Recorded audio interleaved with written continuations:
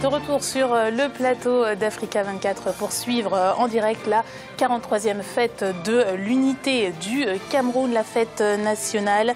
Cette fête a pour thème cette année les forces de défense en synergie avec les forces vives de la nation pour relever les défis sécuritaires et préserver la paix au Cameroun. Et le cortège présidentiel qui arrive, donc avec à son bord le président Paul Biya. On a vu juste avant l'arrivée du président du Sénat, M. Diffenji.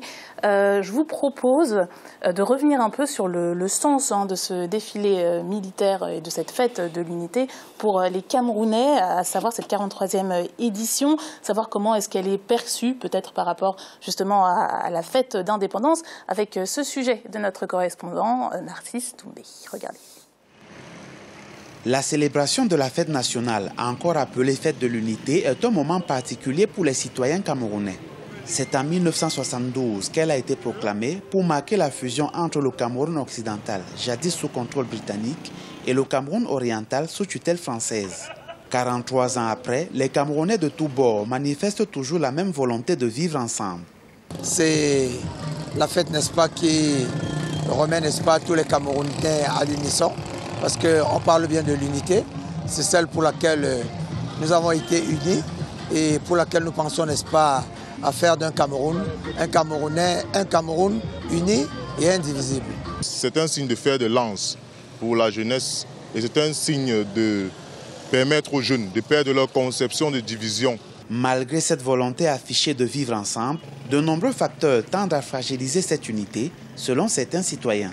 Les obstacles à l'unité nationale, c'est d'abord le tribalisme d'État, c'est aussi l'expression d'une élite qui est plus préoccupée par ses intérêts que par la mission qui se veut historique de sortie de la colonisation. Nous avons la corruption, ça c'est l'obstacle majeur, la grande obstacle de la corruption, de l'unité, de la corruption au Cameroun.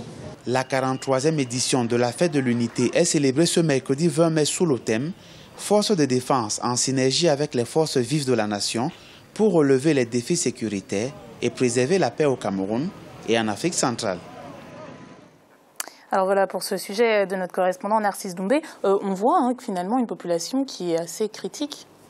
Oui, la population est assez critique, mais si on va dans les profondeurs de la critique des populations, ce n'est pas des critiques qui touchent à l'esprit patriotique profond des Camerounais, en tout cas de ceux qui vivent au Cameroun et qui aiment le Cameroun. Ça ne touche pas l'esprit patriotique. Par contre, chacun en fonction de ses ressentiments et des régions dans lesquelles il est, c'est l'expression d'une certaine misère ambiante.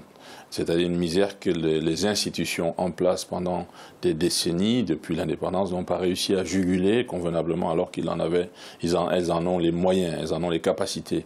Donc il y a un potentiel qui somnole, il y a un potentiel qui est là, qui manque simplement que des facilitateurs que sont les institutions, les gouvernants dans ces institutions, prennent à bras le corps et associent l'ensemble, donnent la direction, fixent le canevas pour que chacun s'y retrouve et que chacun réalise. Maintenant, derrière, il y a des soulèvements qui font qu'il y a une expression j'allais dire, des choses que certains ne supportent pas, que certains n'aiment pas, parce qu'ils ont beaucoup attendu, ils attendent encore, ils ne savent pas pour quand ce sera.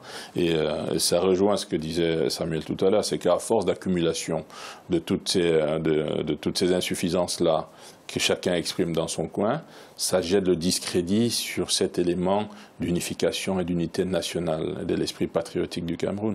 Donc, alors justement, dans le cortège, vous aurez aussi 32 dans le défilé civil, 32 partis politiques qui sont attendus, ça représente à peu près 33 700 défilants. Qu'est-ce que vous pensez, par exemple, des récentes déclarations de l'opposition, par exemple de Maurice Kamto du MRC, qui disait qu'il avait l'impression que ce défilé s'est un petit peu traîné d'année en année sur l'unique artère qui coupe la capitale nationale en deux, avec du matériel désuet qui a pris d'or et repeint à la hâte en toutes circonstances. Fin de citation. Oui, c'est l'expression des responsables politiques. Je pense qu'il sait probablement de quoi il parle, il sait probablement de quoi et comment les Camerounais le vivent. Il est évident qu'on ne peut pas paralyser tout un quartier et tout un espace simplement pour les besoins de préparation, ça a beau être la fête nationale, mais il faut qu'on n'oublie pas que l'économie doit avancer, que le Cameroun doit vivre pendant ce temps. Et Mohamed relevait tout à l'heure une fête de plus. Non, la fête nationale n'est pas une fête de plus. C'est une fête qui est honorable, c'est une fête qui marque la dimension d'un grand Cameroun et des Camerounais unis. Mais simplement, on peut déplorer le fait qu'au Cameroun, il y a beaucoup de journées fériées. Pour un pays qui se veut émergent et dans pas très longtemps, 2035, il vise. Voilà, c'est 2035. Mais si vous prenez toute cette semaine, par exemple, au Cameroun, je peux vous garantir que professionnellement, ça n'a pas beaucoup avancé. Donc, sur le plan économique, ça pêche. Quand on se veut émergent, on doit organiser la fête nationale comme c'est là. C'est dans les cœurs, c'est dans l'expression des actes, mais en même temps, on n'oublie pas le côté économique, on n'oublie pas l'avancée qu'on doit mettre en place tous les jours. Maintenant, à partir de ce moment-là, l'expression des Camerounais, l'expression de tous ceux qui sont au Cameroun et qui voient en cette fête une journée d'unité, une journée d'expression de l'esprit patriotique ne doit pas être occultée. Donc. Monsieur Lee ? Oui, non, mais j'ai bien entendu mon ami donc Jean-Marie, et il transpire de son discours le patron qui parle. Effectivement, quand les Camerounais ne collent pas comme on voudrait peut-être à leur fête nationale, c'est qu'il y a des problèmes économiques, il y a des problèmes de reconnaissance. Vous pensez qu'il y a autre chose? Oui, je pense qu'il y a fondamentalement autre chose. Je pense que comme tout peuple, on a besoin d'un événement, comme je disais, qui marque la vie du peuple. Et je pense qu'on a besoin de charge émotionnelle. Et pour ne pas continuer, en tout cas, je pense que ce n'est pas le porte-parole du pouvoir. Le pouvoir au Cameroun, je pense, devrait entendre... Alors là, on voit, je vous interromps quelques secondes, oui. on voit donc l'arrivée du président Paul Biya. Au direct. Allez-y. Donc pour dire que le président et aujourd'hui toute son équipe, il ne faut quand même pas passer ce débat-là qui pollue les 20 mains depuis tous les 20 mai, à pertes et profits. Continuer à dire, oui, on a compris, mais vous n'avez pas compris que c'est pour... Non, je pense qu'au Cameroun, il faut bien comprendre, le 20 mai, c'est un événement de texte constitutionnel. Dans nos pays, nos peuples, c'était un référendum de texte constitutionnel. Je pense que l'indépendance politique du Cameroun, c'est quand Amadou Ahidjo, le 1er janvier, signe. Maintenant, si dans la configuration de la classe politique camerounaise, si dans la réalité et les gens qui sont choisis, on fait tout pour occulter ce nom-là, mieux vaut ne pas parler du 1er janvier. Et c'est ça le vrai problème, moi, vu de l'extérieur. Quand on ne parle pas de Bernard Follon, on ne parle pas de Salomon Tondeng, on ne parle pas d'Augustin Ngom-Djoua, quand on dit qu'il n'y a même pas une photo de ces gens-là, et je pense qu'ils ont été un des architectes donc de cette indépendance-là, c'est pour ça que j'ai parlé d'un terme un peu fort au début de mon intervention, on parlait de révisionnisme. Je pense qu'au sein d'un même pays, c'est peut-être maladroit, mais quand même, il faut dire, il est extrêmement important, même dans la vision étatique et de sa continuité, d'assumer toute l'histoire d'un pays, même son histoire la plus répréhensible, la plus désagréable. En France, on parle du régime de Vichy, en l'assumant ou pas, en la fustigeant, mais on ne peut pas occulter une partie de son histoire sous prétexte que... Il est évident, et c'est absolument indispensable qu'on ne peut pas occulter l'histoire d'une nation. Et je pense que ce qui est vécu aujourd'hui en Afrique, et au Cameroun en particulier, c'est de pouvoir, si on prend le cas de la fête du 20 mai, nous le vivons comme étant, on va dire, la deuxième étape des indépendances. Il y a eu des indépendances en 1960 et 61, de manière où les Camerounais vivaient, mais de manière un peu dispersée. À un moment donné, il a fallu qu'ils pensent en un seul homme, donc en un seul Cameroun. Ça s'est passé là, donc c'était la fin du fédéralisme, qui est donc la fête du 20 mai. À partir de ce moment-là, il y a une pensée vers une vision commune, vers une vision ambitieuse. De là, alors juste pour la précision, je ne suis pas le porte-parole du pouvoir, ça appartient aux politiques, je ne suis pas de politique. Mais par contre, je suis le porte-parole du groupement patronal, le GICAM, donc là, j'assumerai bien pleinement. Et donc, de l'autre côté, quand on voit donc, ce qui se vit aujourd'hui au niveau institutionnel, on ne peut pas occulter, on doit le mettre dans les manuels et l'enseigner à tous ceux qui aiment le Cameroun, à tous les jeunes Camerounais, et voire même les anciens, l'histoire du Cameroun, avant son indépendance et pendant son indépendance, tout ce qui s'est passé. À chacun d'y prendre connaissance et de prendre parti et de se positionner en fonction de ses sentiments. Et le symbole fort aujourd'hui qui sort de cette fête-là, c'est l'unité, l'union de tous les Camerounais, des cœurs des Camerounais pour une nation unique et indivisible. Donc c'est ça qui ressort. S'il fallait parler des symboles, c'est la nation qui est une et indivisible. qu'on fête aujourd'hui, donc qui est le Cameroun, la République du Cameroun. Donc c'est en cela que je peux parler ainsi du Cameroun et de ce Cameroun qui est fêté aujourd'hui le 20 mai. Oui, si je dois dire un dernier mot sur l'unité nationale telle que perçue par l'histoire, je pense qu'il faudrait quand même une réflexion approfondie sur cette question qui puisse permettre de régler une fois pour toutes un certain nombre d'écueils qu'on observe encore maintenant. Je pense qu'avant 1916, le Cameroun avait une unité territoriale et qu'on évacue d'un revers de la main le fait qu'on avait été sur un même territoire et que par la force des pères de l'indépendance et des hommes politiques des années 60 et 61, on ait retrouvé cette unité, qu'on ait retrouvé l'État qui puisse assurer la souveraineté territoriale sur l'ensemble du territoire. Alors qu'on voit sur les images, le président Paul Biya qui arrive, je me permets de vous interrompre. On va peut-être suivre ça en direct.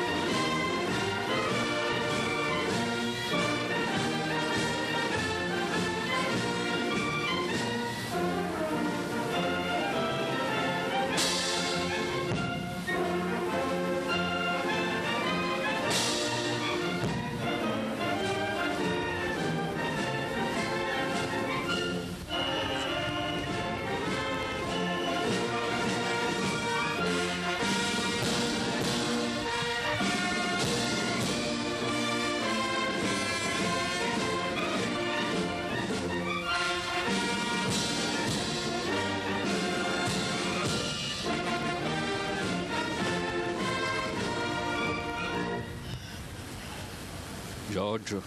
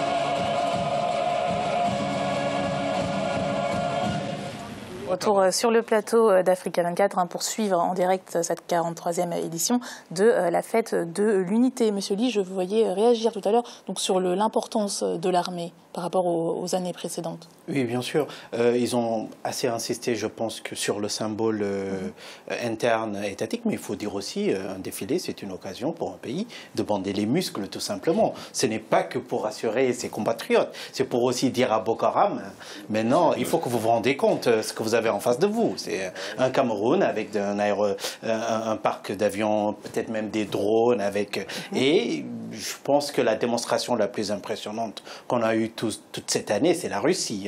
Il y a moins de 15 jours. C'était vraiment pour dire au monde entier, pour rappeler au monde occidental qu'après la perestroïka et le déclin, aujourd'hui, la Russie est en très bonne forme. Je pense que toute la sous-région est en train de suivre le défilé au Cameroun. Je pense que les gens du Boko Haram lorgnent aussi, on voit. On sait aussi on bande ses muscles, on ne montre pas tout, parce qu'il y a une guerre stratégique, il y a une guerre de désinformation, et c'est un jour tout simplement très important, et comme je le redis, effectivement c'est le socle même d'une unité nationale. Le fait d'avoir une armée républicaine, il faut le dire, en Afrique c'est pas dans tous les pays qu'on l'a, on a des armées tribalisées, des armées ethnicisées, et donc les pays d'ailleurs où on a le plus d'espoir que une sécurité se fasse, que l'intégrité territoriale soit gardée et la stabilité politique, c'est des pays qui, en composant leur armée, la composent de façon républicaine. C'est le cas du Cameroun, c'est tout à leur honneur. Et puis ils auront le soutien certainement de toute la sous-région. Et donc on pourra en revenir après, donc de tout ce travail qui est en train d'être fait avec les pays frontaliers qui partagent le même problème, Boko Haram, dans la région. Et vous pensez vraiment que ce défilé peut avoir un effet dissuasif sur Boko Haram, parce que le mouvement a implosé depuis 2009 et semble complètement inarrêtable? Oui, clairement, parce que entre l'attitude des pays, comme on était en train de le dire, amorphes, et qui ne prenaient pas le problème comme il fallait, et aujourd'hui des pays limitrophes qui s'invitent à leur défilé d'indépendance, le Tchad de présent, le pays qui vous montre qu'on est en guerre et qui sont structurés, c'est quand même des États, c'est des pays par rapport, quoi qu'on puisse dire, et que leurs actes aient été très néfastes par rapport aux populations. C'est quand même des groupuscules, Boko Haram. C'est parce qu'on les a laissés profiler, c'est parce qu'on les a laissés recruter. On se rappelle encore, et je pense que l'indignation ne doit pas s'essouffler. Bring back our girls, ils en ont pris quand même des centaines, des milliers. Et là, sous le regard incrédule de l'opinion internationale, c'est bien que des stars américaines, la première dame, tout ça, des pancartes. Il faut bander les muscles, il faut venir contre eux, il faut aller les chercher. Et pour revenir un peu au Nigeria sur l'analyse qu'avait faite Samuel, il est important de dire, c'était quand même une surprise que Muhammadu Buhari soit passé, vu la composition de l'électorat nigérian. Mais c'est aussi un enseignement qu'il soit passé. Cela veut dire quoi? Ils ont allé chercher en face, parce que ce n'est pas qu'un problème pour les autres Boko Haram, en face d'un groupuscule qui gênait la quiétude nigériane, de ces populations aussi, je pense que le Nigeria, qui n'est pas, parce que c'est quand même assez important, je ne dirais pas que toute l'élection se joue sur les confessions, mais qui n'est pas de majorité musulmane et tout, a quand même élu cet homme-là, qui était une surprise parce que c'était un ancien général. Parce que c'est quelqu'un qui va aller en guerre contre tout ce qui peut, de l'extérieur ou de l'intérieur. Il a pris cet engagement, troubler la quiétude de sa population. Et je pense que c'est des enseignements assez importants. Et aujourd'hui, Samuel disait aller en guerre, mais d'une façon finalement assez mesurée. Oui, assez mesurée. Moi, je pense qu'il faut revenir aussi sur certains fondamentaux. Je suis d'accord sur cette analyse-là. On va combattre Boko Haram.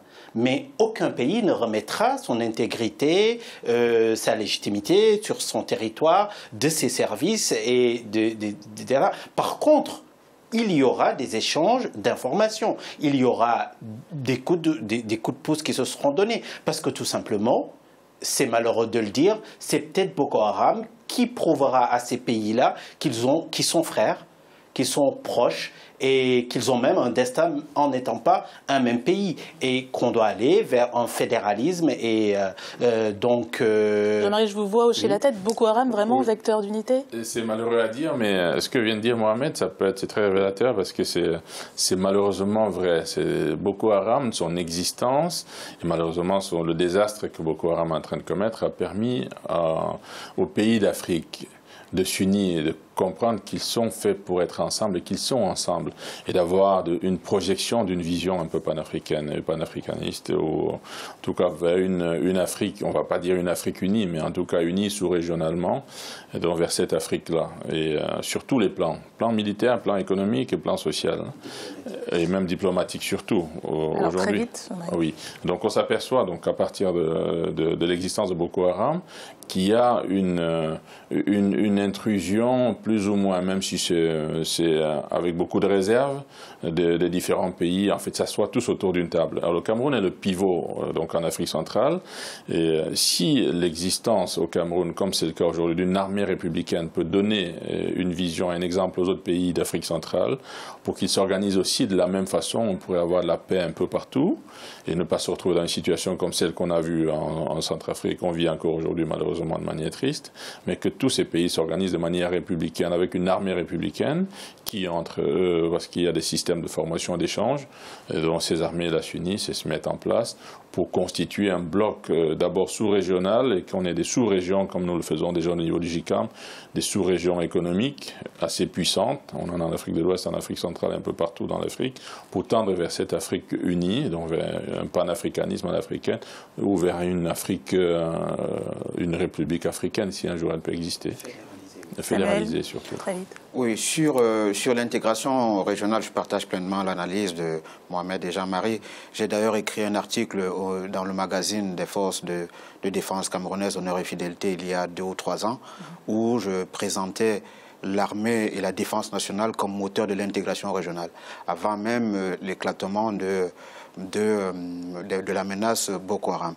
Le vœu que je peux reformuler, c'est que cette gestion et cette collaboration ne soient pas que ponctuelles, qu'elle ne se limite pas à la gestion de la crise ou de la menace Boko Haram, qu'elle puisse ouvrir la possibilité aux États de la sous-région de poser les bases d'une réflexion structurelle et stratégique qui permettra de partager les informations entre les armées et de renforcer l'interopérabilité des forces. Peut-être ça pourrait être le chemin inverse de ce qui s'est passé en Europe. Et je pense que l'Europe est partie, la construction européenne est partie justement de cette communauté d'intérêts.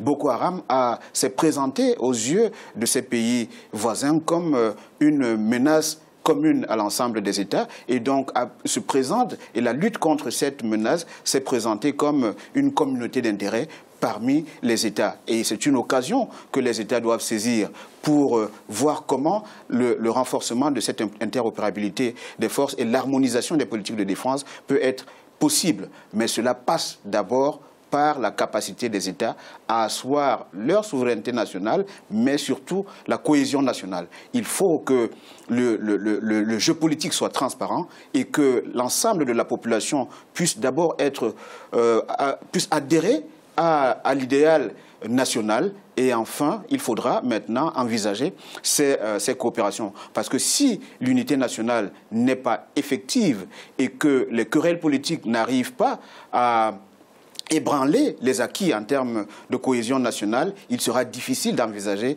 une coopération structurée permanente au niveau de la défense entre les États. Parce que les États voisins seront méfiants de leur capacité à contenir non seulement les menaces ou des soulèvements populaires nationaux, mais ils verraient peut-être d'un mauvais œil leur fragilité au niveau des frontières être récupérée par des États qui sont aussi potentiellement des concurrents sur la scène internationale.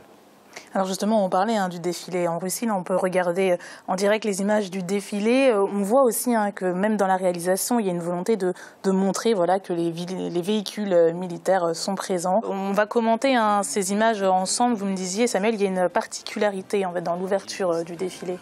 Oui, il y a une particularité à Yaoundé parce qu'il y a la garde présidentielle qui ouvre le défilé militaire.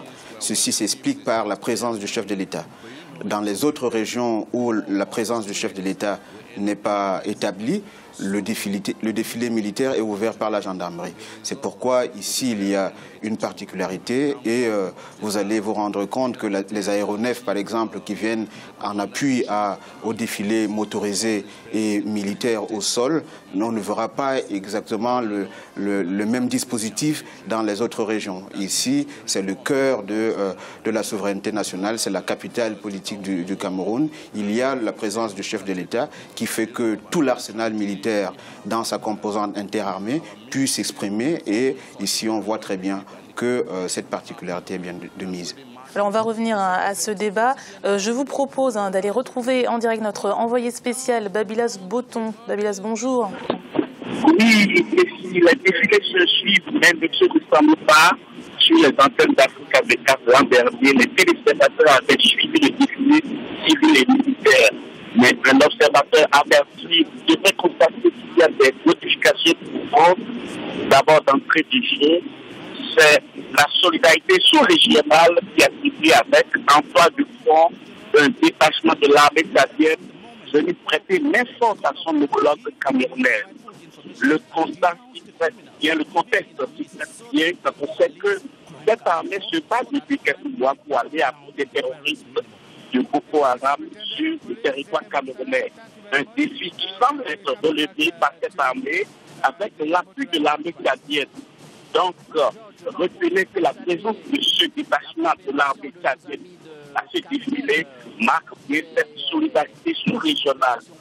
En outre, le défilé est riche en couleurs avec les différents corps portugais de l'armée, un instant précieux qui prouve que cette armée tient bien la route. Mais la question est de savoir si vraiment elle tient la route, pourquoi elle peine à déloger Boko Haram. Et la réponse est et Boko Haram, ce n'est pas des enfants du cœur, c'est un regroupement secret bien organisé aux éléments non identifiables. Comment reconnaît-on un membre de Boko Haram? C'est un bien malin qui pourra y répondre. Mais toujours est-il qu'à défaut de les déloger, de les éradiquer, ils sont sérieusement affaiblis et c'est là tout l'espoir. Le défilé se poursuit ici avec une vraie exhibition de l'équipement militaire dont dispose l'armée camerounaise, un autre d'espoir et apparemment, selon ces films, nous ne sommes pas au bout de nos surprises. Je vous retrouve tout à l'heure.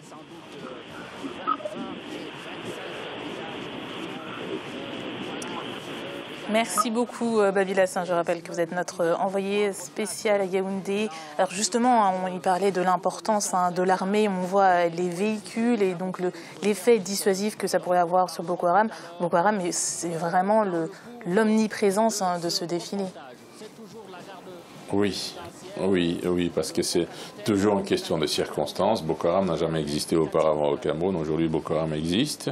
Ces dernières années, il existait dans l'obscurité, c'était insaisissable. Et ça fait 1 an que Boko Haram a été mis à nu, mis à jour, et puis les décisions ont été prises, voire même déjà à partir d'ici par le président de la République du Cameroun, de lutter et d'éradiquer le phénomène Boko Haram. Donc aujourd'hui, on a vu le désastre que Boko Haram a commis sur le territoire camerounais qui n'avait jamais vécu ça auparavant.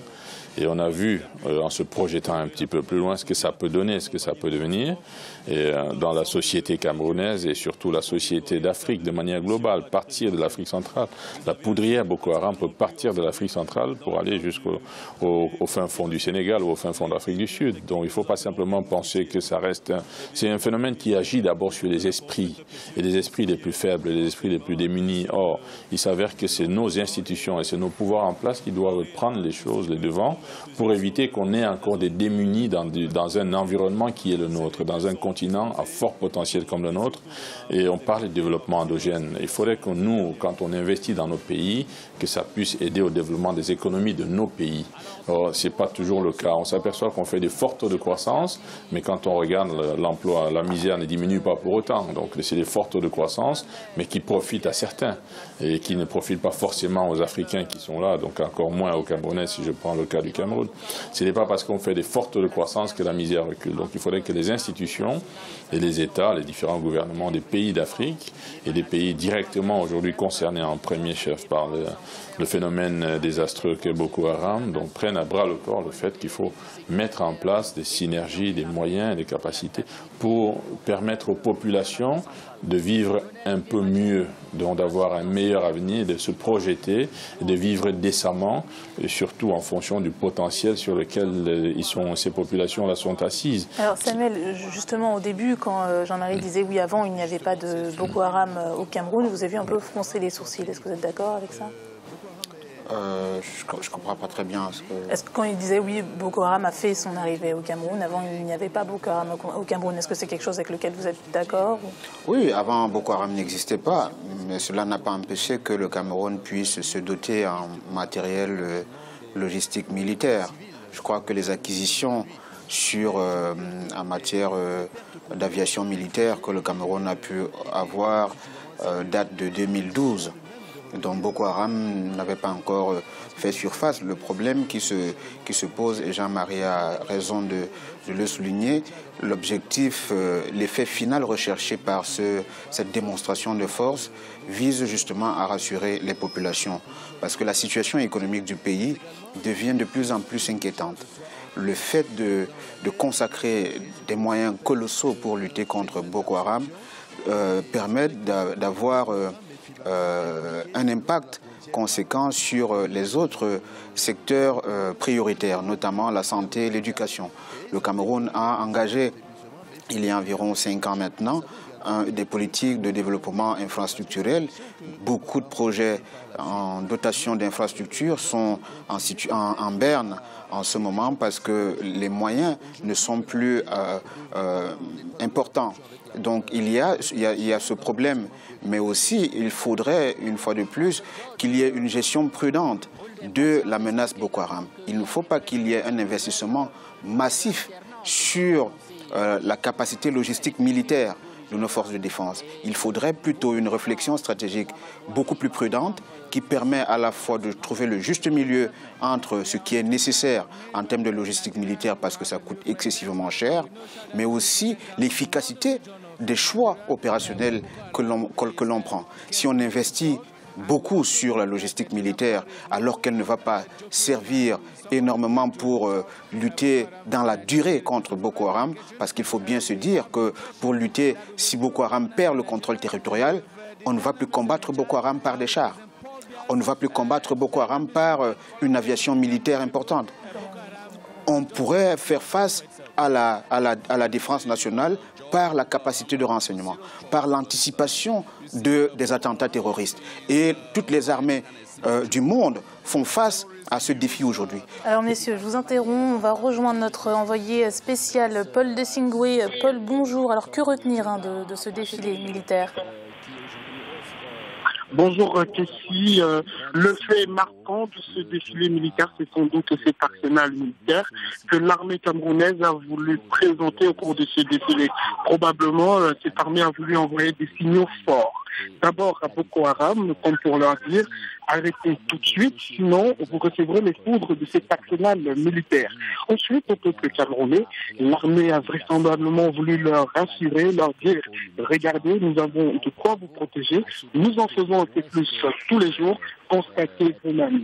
Le défilé militaire a pris fin et il va s'en suivre probablement ici au boulevard de Yaoundé, le défilé civil. Plus de 30 partis politiques prendront part à cette célébration. Je rappelle que vous êtes notre envoyé spécial à Yaoundé pour suivre ce défilé avec nous. Alors que vous voyez le président Paul Biya à l'antenne. Voilà. Fin du défilé militaire. Il y a une tradition qu'à la fin du défilé militaire, le commandant du défilé qui a été désigné à chaque édition vient saluer le président pour lui faire part de la satisfaction et l'honneur qu'il a eu de diriger les cérémonies qui ont présidé à la tenue de cette édition. Merci Samuel pour cette précision. Donc le défilé civil va suivre, comme le disait notre envoyé spécial, plus de 30 partis.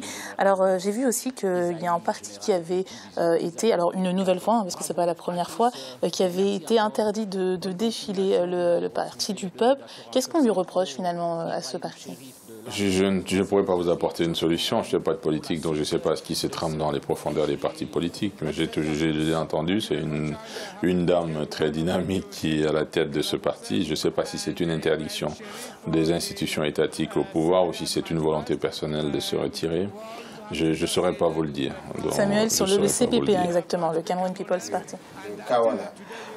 Je pense qu'il y a quelques malentendus entre ce parti et le pouvoir central. Et il y a eu des informations dans la presse au cours de la visite de la secrétaire générale de la francophonie qui devait rencontrer celle-ci dans un restaurant ou je ne sais pas quoi. Bref, cette information, on l'a lue dans la presse et qui révélait que les forces de sécurité n'avaient pas permis à celle-ci de pouvoir rencontrer la secrétaire générale de la francophonie. Michael Jean, je ne veux pas croire, je m'interdis de croire que c'est à la suite de cette altercation que le parti CPP a été interdit de défiler. Non, parce que c'est pas nouveau, ça date de 2011, il me semble. Oui, ça date de 2011, mais je pense qu'il y a des partis par le passé qui l'ont fait, mais une explication qui pourrait paraître officielle et je dirais peut-être légitime, c'est le fait peut-être que le CPP ne soit pas représenté à l'Assemblée nationale, au Parlement, qui pourrait peut-être faire en sorte que les différents carrés réservés aux partis politiques à l'occasion du défilé du 20 mai ne puissent pas être suffisants pour que tous les partis puissent être représentés à l'occasion de ce défilé. Il faut quand même retenir que le Cameroun compte des centaines de partis politiques et que si on doit accorder la possibilité, l'autorisation à tous les partis politiques de défiler, je pense que le défilé serait interminable. Alors on va peut-être suivre le début de ce défilé civil en direct de Yaoundé. Pour relever les défis sécuritaires et préserver la paix et la stabilité au Cameroun et en Afrique centrale. C'est le thème qui interpelle, qui nous interpelle, armée et nation représentées ici au boulevard du 20 mai. Devant le chef de l'État, chef des armées, place donc au défilé civil qui va s'articuler autour des passages des élèves du primaire, du secondaire, des étudiants, des militants, des partis politiques. Tout cela encadré par un bouquet d'ouverture et un autre de clôture.